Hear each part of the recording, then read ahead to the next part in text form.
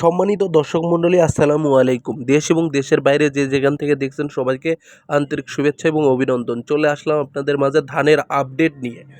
7 জুলাই রোজ মঙ্গলবার, ওমরদিঘি বাজার, শাহজাহানপুর, বগুড়া। কে কোথা থেকে দেখছেন অবশ্যই কমেন্ট করে জানাবেন। ভিডিওটা শেয়ার দিয়ে প্রত্যেক কৃষক ভাইকে ধানের দাম জানার সুযোগ করে দিবেন। ধানের দাম আজকে অনেকটাই কম ওমরদিঘি বাজারে।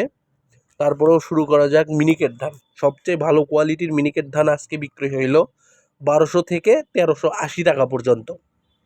মূলত ধানের দাম কমই দেখতেছি গত হাট বা বিগত হাটের থেকে। আগে একটু 1400 ছিল, এখন 1380 আছে, যেটা সর্বোচ্চ ভালো।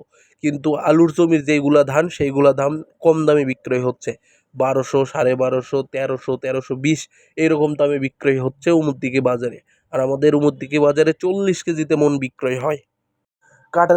কাটারি ধানের দামটাও স্বাভাবিক, তারপরেও 1700 টাকা বিক্রয় হচ্ছিল, এখন একটু কম আছে। কাটারি ধান সর্বোচ্চ ভালো কোয়ালিটির কাটারি যেটা, সেটা বিক্রয় হইল 1650 থেকে 1680 টাকা পর্যন্ত।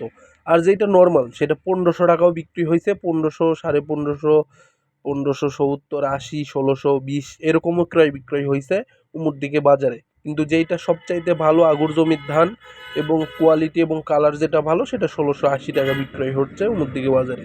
আমাদের উমরদিঘি বাজারের রড মিনিকেট সর্বোচ্চ ভালো শুকনা যেটা কালার ভালো, সেটা 1200 থেকে মোটামুটি 1240-50 টাকা পর্যন্ত ক্রয় বিক্রয় হচ্ছে। সুবললতা ধান এটা খুব কম ওঠে আমাদের বাজারে, কিন্তু তারপরে ওঠে 1250 থেকে মোটামুটি 1350 টাকা পর্যন্ত সুবললতা ধান বিক্রয় হচ্ছে আমাদের উমরদিঘি বাজারে। এবং আমাদের উমরদিঘি বাজারে 49 ধানটা উঠেছিল, খুব অল্প পরিমাণ, কিন্তু আমি দেখলাম। তবে সেইগুলোর দাম একটু কম, 1050 থেকে 1100 টাকা বিক্রয় হইল উমরদিঘি বাজারে।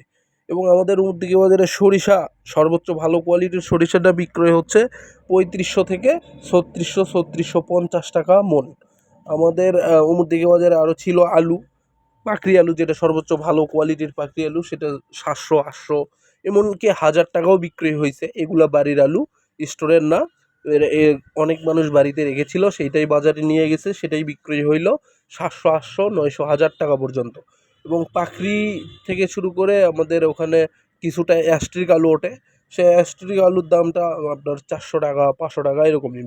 বাড়ির আলু, টোরের আলু অবশ্যই একটু বেশি আছে, তারপরেও খুব একটা বেশি নাই।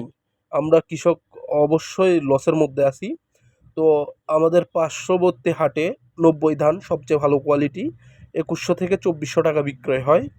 এবং 34 ধান, যেটা অর্থাৎ শাল্লা ধান বলি বা আমরা পোলার চাউলের ধান বলি, সেইটা আপনার 3000 থেকে 3200 টাকা বিক্রয় হচ্ছে।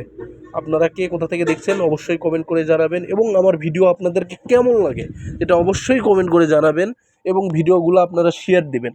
প্রত্যেকটা কৃষক ভাই যেন ন্যায্য মূল্যে ধানটা বিক্রি করতে পারে। আমাদের বাজারে দাম খুব একটা নাই, আমি যতদূর বুঝতে পারতেছি। সরকার রেট দিছে যেটা, সেটার থেকে অনেকটাই কম দামেই বিক্রি হচ্ছে। কিন্তু এটা কেন হচ্ছে, বা সরকার এইদিকে কোনো নজর দিচ্ছে কিনা, এটা আমার আসলে জানা নাই।